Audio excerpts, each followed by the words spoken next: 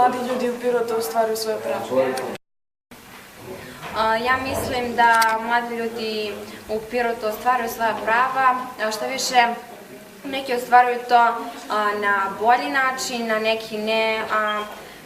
Neki ljudi, u stvari mladi u Pirotu, imaju nekih većih prava, da kažem. Mladi u Pirotu ostvaruju, mislim, većina njih ostvaruje prava. Nekih imaju veći novac, pa zbog toga mogu da ostvare svoja prava, a neki ne, pa zbog toga i ne mogu.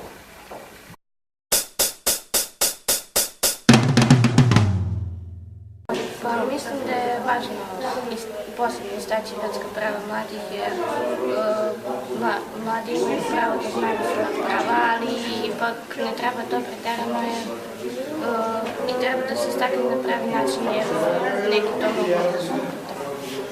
Jeste, važno je istići ljudska prava mladih, zato što svi ljudi imaju, trebalo bi da imaju svoja prava.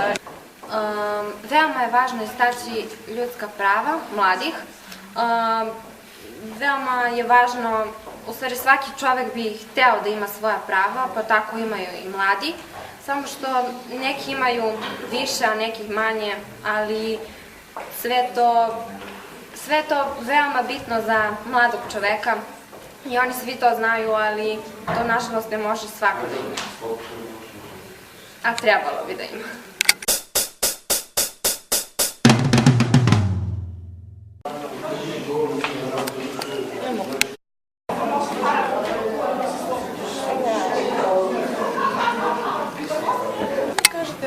Šta da kažem? I onda mi samo ispričamo. Ali ja sam mlada, ne mogu, ne umijem sad, ne mogu. Da kažem da. Da kažem.